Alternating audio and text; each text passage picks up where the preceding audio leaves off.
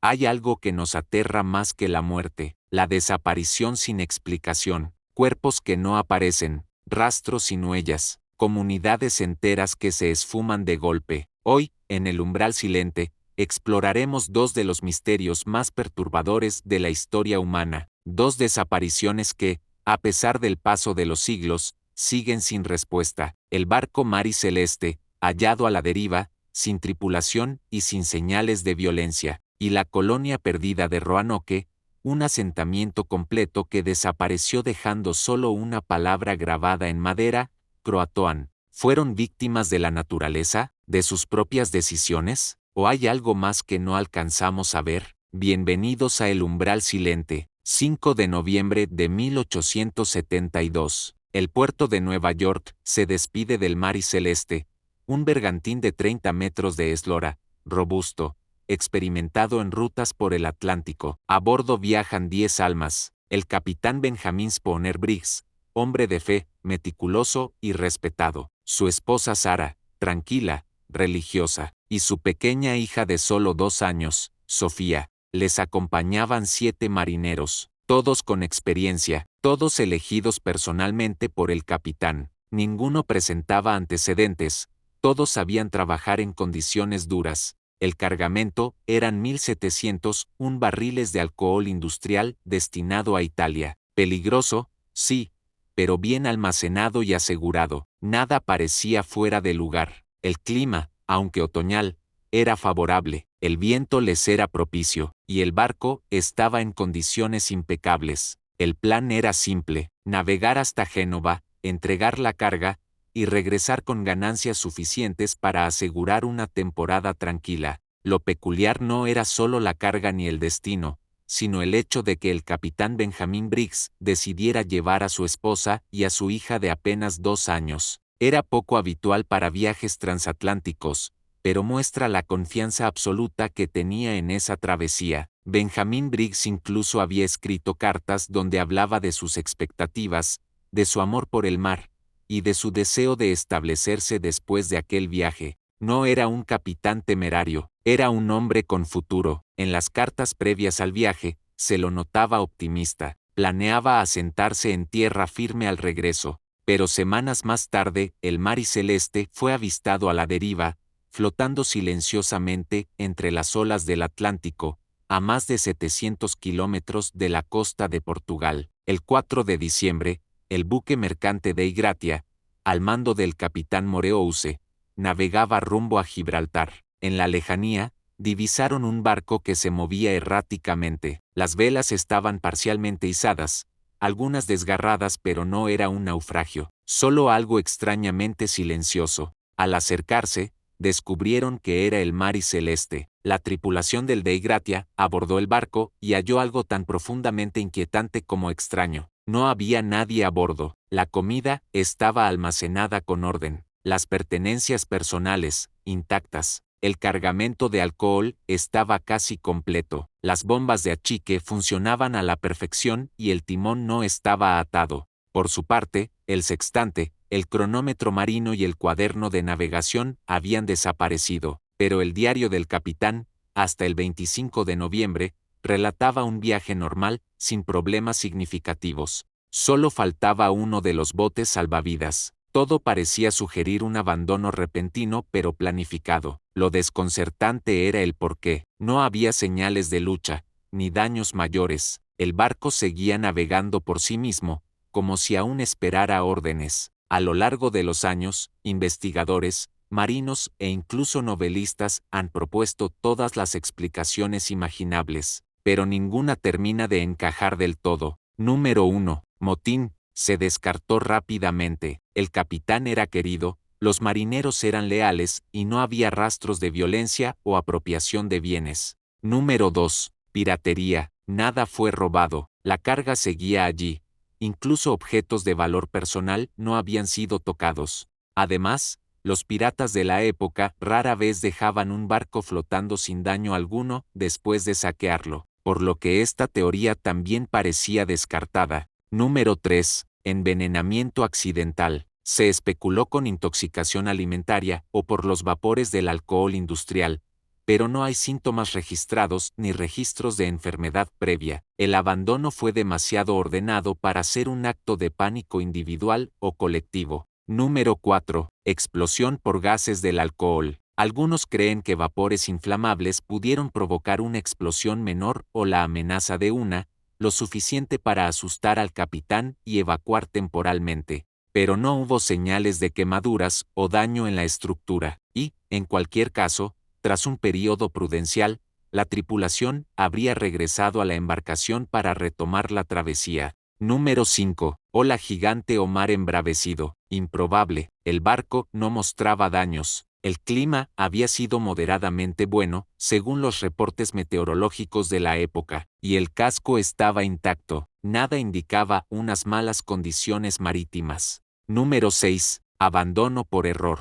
Esta teoría sugiere que la tripulación pudo haber creído que el barco estaba a punto de hundirse y optaron por evacuar brevemente. Pero, como en el caso anterior, ¿por qué no regresar? ¿Dónde están los cuerpos? ¿Cómo desaparecieron todos, incluida una niña pequeña? Y si fue un error de juicio, ¿por qué no dejó el capitán ninguna nota, ninguna señal de socorro, ningún intento de comunicar su decisión? Dentro de esta situación global, hay varias cosas que no terminan de encajar. El Mari Celeste estaba preparado para navegar más días. Tenía suministros de sobra y un diario sin alertas. El barco estaba estable. Sin embargo, el reloj marino, aquel que se sincronizaba con el sextante para calcular la posición en el mar, estaba parado. El cuaderno de navegación había desaparecido, junto con el cronómetro, el sextante y la carta náutica principal.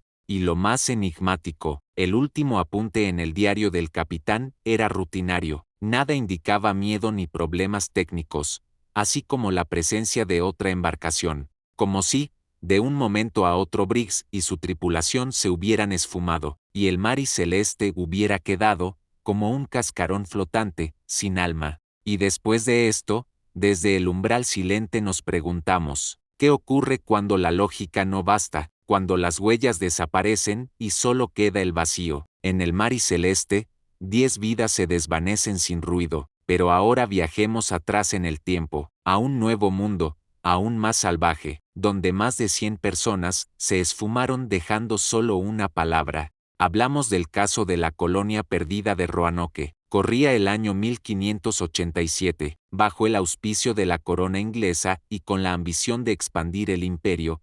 115 colonos partieron hacia el Nuevo Mundo, liderados por John White. Esta no era la primera expedición en la isla de Roanoke, frente a las costas de lo que hoy conocemos como Carolina del Norte. 2 intentos anteriores ya habían fracasado. Uno fue abandonado, y otro terminó en conflictos con tribus locales. Pero esta vez, había algo diferente. Esta vez, trajeron familias enteras, mujeres, hombres, niños soñando con una vida nueva. No eran simples acercamientos esporádicos. En ese grupo de personas se encontraba Eleanor Dare, hija de White, y su esposo Ananías. Junto a ellos, nacería la primera niña inglesa en América, Virginia Dare, símbolo de esperanza y renovación para los colonos. La colonia fue fundada en verano. Pronto construyeron viviendas, establecieron relaciones limitadas con los nativos, pero enfrentaban una amenaza invisible, la escasez. Pocos meses después de establecerse, John White decidió regresar a Inglaterra para buscar suministros, pero su viaje de regreso se complicó por un evento que alteraría el mundo, la guerra entre Inglaterra y España, que obligó a retrasar el envío de barcos al Nuevo Mundo. Pasaron 3 años antes de que White pudiera emprender el camino de regreso. Cuando logró volver a Roanoke, todo había cambiado. Era ya el año 1590 cuando John White desembarca en la isla de Roanoke con la esperanza de abrazar a su hija y conocer a su nieta. Pero el silencio lo recibe. No había niños jugando ni humo en las chozas. No había nadie. Lo que encontró fue más inquietante que la muerte. Las casas estaban desmanteladas, no destruidas. No había restos humanos. Tampoco había señales de lucha. Simplemente el fuerte estaba vacío. Sin embargo, en un poste de madera halló una palabra grabada, Croatoan, y en otro árbol cercano, apenas las letras, Cro, sin signos de violencia alrededor. Ningún mensaje, ningún diario, ningún cuerpo. Era como si los 115 colonos hubieran desaparecido en el aire. Witte interpretó que quizás se habían trasladado a la cercana isla Croatoan, actual isla Ateras, donde vivía una tribu aliada, pero una tormenta impidió que él y su tripulación llegaran hasta allí. Nunca más regresó, ni volvió a saber nada más de sus familiares y amigos, y la colonia de Roanoke se convirtió en la primera gran desaparición colectiva del continente. Durante siglos, investigadores han intentado reconstruir los últimos días de Roanoke. Se han ofrecido decenas de teorías, algunas plausibles y otras no tanto. Algunas de ellas son las siguientes. Número 1. Asimilación pacífica con los Croatoan. La hipótesis más aceptada es que los colonos se integraron con tribus nativas para sobrevivir. Algunos relatos coloniales posteriores mencionan indígenas con ojos grises o rasgos europeos. Sin embargo, nunca se hallaron pruebas concluyentes, ni objetos, ni documentos, ni ADN verificado. Número 2. Masacre por tribus hostiles. Otros creen que fueron atacados por los Powhatan, enemigos de los Croatoan, o por alguna tribu desplazada por la llegada inglesa. Pero, de nuevo, no había señales de violencia, no había huesos, ni sangre, ni ruinas quemadas, por lo que no parece la teoría más acertada. Número 3. Migración forzada hacia el interior. Otra teoría sugiere que los colonos, ante la falta de suministros, marcharon tierra adentro y murieron por enfermedades, hambre o conflictos. Pero ni cuerpos, ni registros, ni campamentos secundarios fueron jamás encontrados. Número 4. Intervención sobrenatural. En los círculos más esotéricos, se habla de abducción, portales, castigos divinos o maldiciones. La palabra Croatoan aparece curiosamente en otros casos misteriosos, como la desaparición del escritor Ambrose Bierce, la muerte de Edgar Allan Poe o el vuelo perdido de Amelia Earhart. La realidad es que la colonia perdida de Roanoke no dejó tras de sí tumbas, ni testigos, ni legado directo, solo preguntas. Algunos lo ven como una coincidencia, otros, como un símbolo maldito. Ni la arqueología ni los archivos han podido llenar el vacío. A día de hoy, aún se estudia la posibilidad de encontrar rastros en islas cercanas, pero lo que persiste es el eco, una palabra grabada en madera, una cuna vacía y una página arrancada del libro de la historia. Mientras tanto, el nombre de Virginia Dare ha sido mitificado. Algunos la ven como mártir, otros, como símbolo de lo que América pudo ser y nunca fue. En el umbral silente hemos estudiado dos escenarios distintos, dos épocas diferentes, dos desapariciones que comparten algo aterrador. El silencio absoluto. En ambos casos, todo lo racional se agota, no hay sangre, no hay lucha, solo ausencia. Tal vez el mar se los llevó, tal vez se marcharon por voluntad propia, o tal vez hay vacíos que la historia nunca llenará. Has cruzado el umbral silente, y esta vez, no eran monstruos ni asesinos, sino la nada, con su misterio más frío. Sigue rastreando lo que otros niegan haber visto.